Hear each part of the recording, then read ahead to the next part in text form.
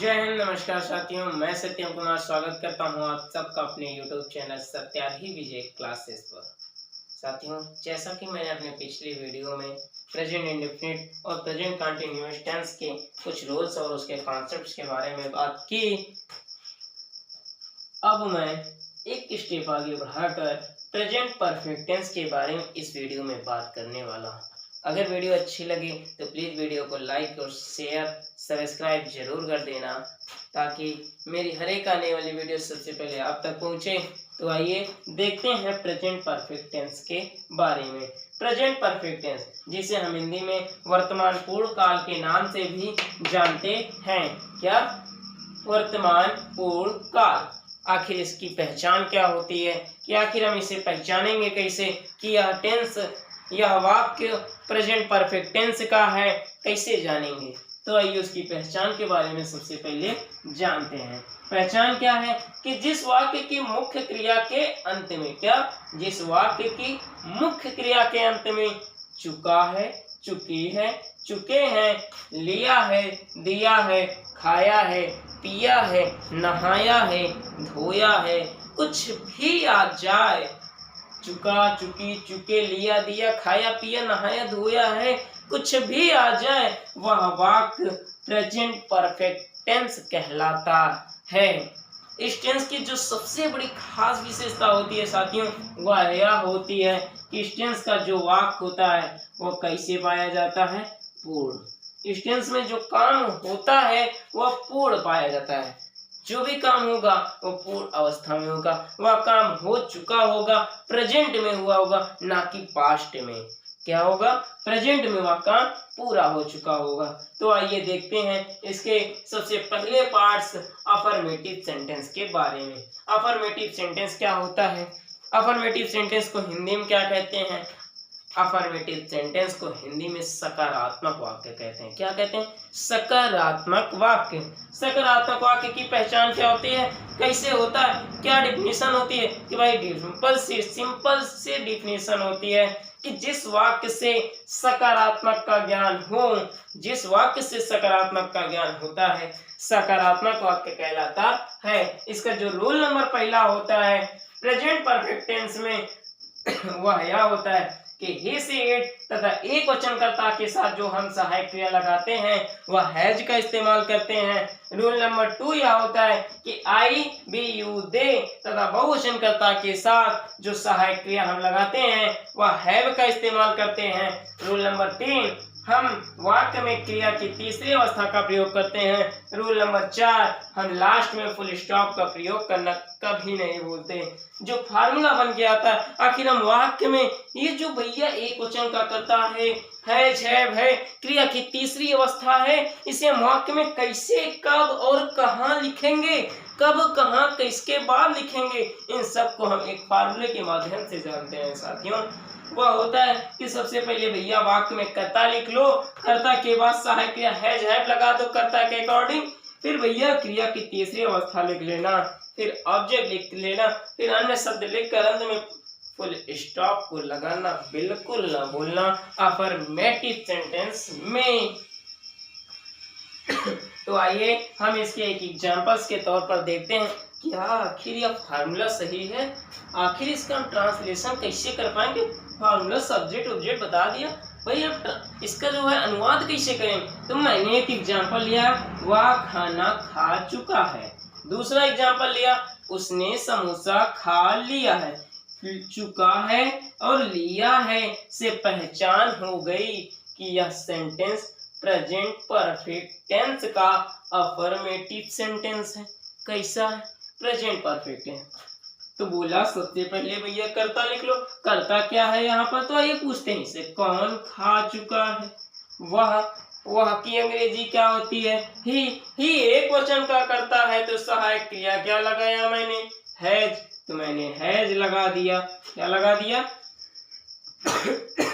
Has लगा दिया। फिर बोला खा चुका है, क्रिया लिख दो। क्रिया क्या है? ईट। ईट माने खाना। ईट का जो थर्ड फॉर्म होता है वह ईटेन होता है। क्या खा लिया है? खाना खा लिया। फूड लगा दिया। अन्य शब्द आया नहीं था, इसलिए मैंने फुल स्टॉप लगा दिया। दूसरा एग्जांपल देखते, उसने समोसा खा लिया है। क्या लिखा? ही। फिर बोला भाई सहायक क्रिया लगाओ, लगा दिया, खा लिया है, खाना की अंग्रेजी ईट, पर ईट का थर्ड फॉर्म ईटेन। फिर बोला समोसा खा लिया है, समोसा लिख दिया। फिर मैंने बताया लास्ट में फुल स्टॉप लगाना, जब वाक्य समाप्त हो जाए तो उसे कदापि मत भूलिएगा। मैंने फुल स्टॉप लगा दिया। ये है एक अफर्मेटिव सेंटेंस का चुटकियों में अंग्रेजी आने का एकदम से ब्रह्मास्त्र। क्या है ये? ब्रह्मास्त्र। तो आइए देखते हैं नेगेटिव सेंटेंस के बारे में। सेम टू सेम है, कुछ नहीं बदला है साथियों, कुछ नहीं। अफर्मेटिव सेंटेंस जिसको आ गया समझिए, नेगेटिव आ गया समझिए, इंट्रोगेटिव आ गया, कुछ भी नहीं चेंज हुआ है। तो आइए देखते हैं क्या है नेगेटिव सेंटेंस। नेगेटिव सेंटेंस बस यहीं पर नॉट लगा दो, नॉट लगा दो, यहां पर भैया नॉट लगा दो। तो आइए देखते हैं रूल नंबर पहला, ही सीट तथा एकवचनकर्ता के साथ जो सहायक क्रिया लगाएंगे वह हैज नॉट का प्रयोग करेंगे। रूल नंबर 2, आई भी यू दे तथा बहुवचनकर्ता के साथ जो सहायक क्रिया लगाएंगे वह हैव नॉट का प्रयोग करेंगे। रूल नंबर 3, क्रिया की तीसरी अवस्था का ही प्रयोग करेंगे।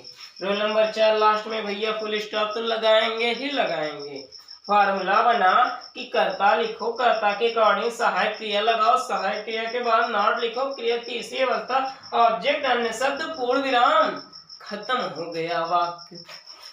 एक एग्जांपल देखते हैं, अगर इसी वाक्य में क्या आ जाए?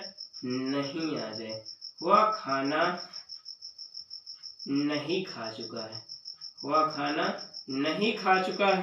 दूसरे वाक्य में आ जाए उसने समोसा नहीं खा लिया है। तब इस सेंटेंस को हम सॉल्व कैसे करें? कुछ नहीं भैया, कर्ता लिखो, सहायक क्रिया लिखो, सहायक क्रिया के बाद नॉट लगाना है, लगा दो। यहीं पर क्या लगा दो? नॉट लगा दो। क्रिया तीसरी अवस्था लिखो, क्रिया की तीसरी अवस्था, ऑब्जेक्ट लिखो, ऑब्जेक्ट लिख दिया, अन्य शब्द लिखो, आया नहीं था छोड़ दिया, फिर बोला फुल स्टॉप लगा दो, फुल स्टॉप लगा दिया, खत्म हो गया नेगेटिव सेंटेंस, खत्म हो गया पूरा का पूरा नेगेटिव सेंटेंस। कैसा लगा हमारा कॉन्सेप्ट? एक रूल से पूरा हमने अफर्मेटिव के रूल्स, नेगेटिव के कॉन्सेप्ट दोनों को एक ही रूल्स में, एक ही एग्जांपल से समाप्त कर दिया गया। आइए फिर देखते हैं इंट्रोगेटिव सेंटेंस के बारे में। इंट्रोगेटिव क्या है? कुछ नहीं भैया, एकदम से सलाई से चुटकियों में आएगा। तो ये है इंट्रोगेटिव सेंटेंस, जिसे हम हिंदी में प्रश्नवाचक वाक्य के नाम से भी जानते हैं। इसमें हमें दो कॉन्सेप्ट पढ़ने को मिलते हैं। पहला कॉन्सेप्ट होता है क्या शब्द से प्रारंभ होने वाले प्रश्नवाचक वाक्य। कुछ नहीं, एक ही फंडा कि यदि प्रश्नवाचक वाक्य क्या शब्द से प्रारंभ हुआ हो तो उस प्रश्नवाचक वाक्य क्या शब्द की अंग्रेजी नहीं लिखते हैं, बल्कि कर्ता के अनुसार सहायक क्रिया हैज हैव को पहले लिखते हैं, फिर कर्ता लिखते हैं, फिर यदि वाक्य में नहीं शब्द आया हो तो नहीं शब्द की अंग्रेजी नॉट लिखते हैं, फिर क्रिया की तीसरी अवस्था लिखते हैं, फिर ऑब्जेक्ट लिखते हैं, फिर अन्य शब्द लिखते हैं तथा प्रश्नवाचक चिन्ह लगाकर पूरे वाक्य का समापन कर देते हैं। एक एग्जाम्पल देखने को मिला कि क्या काव्या कविता नहीं पढ़ा चुकी है? Question mark. तो मैंने क्या बोला कि प्रश्नवाचक शब्द की अंग्रेजी ना लिखो भैया, नहीं लिखा। कर्ता के अकॉर्डिंग सहायक क्रिया आगे ला दो। कर्ता थी काव्या, एक वचन की कर्ता थी, इसलिए मैंने सहायक क्रिया लगाई हैज। हैज के बाद बोला कर्ता लिखो, कर्ता लिखा, नहीं शब्द आया, नॉट लिखा। फिर बोला पढ़ाना, पढ़ाना की अंग्रेजी होती है टीच, टीच का थर्ड फॉर्म होता है टॉट, मैंने लिख दिया टॉट। फिर बोला ऑब्जेक्ट लिखो, ऑब्जेक्ट थी कविता और कविता का मैंने अंग्रेजी लिख दी पोएम। फिर बोला 10 शब्द आया हो तो ठीक, नहीं तो लगाओ प्रश्नवाचक चिन्ह, मैंने लगा दिया प्रश्नवाचक चिन्ह। दूसरा कॉन्सेप्ट होता है बीच में आने वाले प्रश्नवाचक शब्द। क्या है बीच में आने वाले प्रश्नवाचक शब्द? क्या है कि यदि प्रश्नवाचक वाक्य के बीच में क्या, क्यों, कब, कहाँ और कैसे, ये सभी प्रश्नवाचक शब्दों में से कोई सा भी एक शब्द किसी भी वाक्य के बीच में आ जाए तो सबसे पहले उसकी अंग्रेजी लिख लो भैया। फिर उसके बाद कर्ता के अनुसार सहायक क्रिया हैज हैव लिखो, फिर कर्ता लिखो, फिर नॉट लिखो, फिर क्रिया की तीसरी अवस्था लिखो, ऑब्जेक्ट लिखो, अन्य शब्द लिखकर लास्ट में प्रश्नवाचक चिन्ह लगा दो। क्या बोला कि सबसे पहले प्रश्नवाचक शब्द देखेंगे। तो एक एग्जाम्पल से देखते हैं। क्या है एग्जाम्पल? लोमड़ी नदी में क्यों नहीं नहा चुकी है? लोमड़ी नदी में क्यों नहीं नहा चुकी है? या क्यों की अंग्रेजी क्या होती है भाई? वाई होती है। सबसे पहले मैंने उस प्रश्नवाचक शब्द की अंग्रेजी क्या लिखी? वाई लिखी। फिर बोला कि कर्ता के अकॉर्डिंग सहायक क्रिया लगाओ भाई। कर्ता थी लोमड़ी, लोमड़ी थी एक क्वेश्चन का कर्ता, इसलिए मैंने लगा दिया क्या? फॉक्स। फिर बोला नहीं शब्द आया हो तो उसकी अंग्रेजी लिख दो नॉट, मैंने लिख दिया नॉट। फिर बोला कि भाई लिख दो क्या? क्रिया। क्रिया क्रिया क्या थी? नहाना। नहाना की अंग्रेजी होती है बाथ, और बाथ का बोला था थर्ड फॉर्म लिखो तो मैंने लिख दिया बाथ। फिर बोला कहाँ? ऑब्जेक्ट लिखो, ऑब्जेक्ट थे नदी में, इसलिए मैंने लिख दिया इन द रिवर।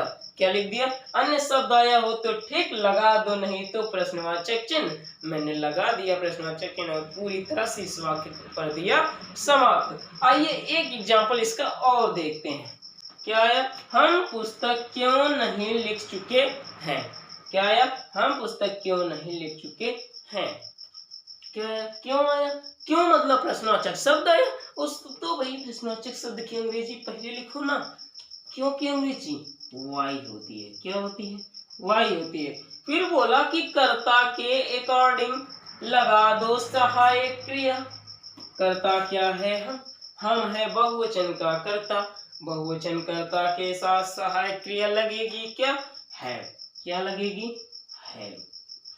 फिर लिखा कर्ता, लिख दिया कर्ता भी। फिर वाक्य में नहीं शब्द आया तो लगा दो नॉट, लिख दिया नॉट। फिर बोला क्रिया लिखो, क्रिया है लिखना। लिखना क्या थर्ड फॉर्म होता है? रिटेन। क्या होता है? रिटेन। मैंने वो भी लिख दिया। फिर बोला भाई ऑब्जेक्ट लिखो, ऑब्जेक्ट था पुस्तक, मैंने लिख दिया बुक। अदर शब्द आया नहीं था इसलिए लास्ट में लगा दिया क्वेश्चन मार्क। इसी तरह से पूरा का पूरा सेंटेंस हो जाता है समाप्त। और ये है प्रेजेंट परफेक्ट टेंस का सारांश, जिसे मैंने चुटकियों में सीख लिया। कैसे सीख लिया? चुटकियों में। अंग्रेजी लगेगी एकदम आसान अगर जुड़े रहेंगे हमारे साथ। तो मिलते हैं फिर से अपने किसी नए वीडियो के साथ। तब तक के लिए सभी को जय हिंद, जय भारत,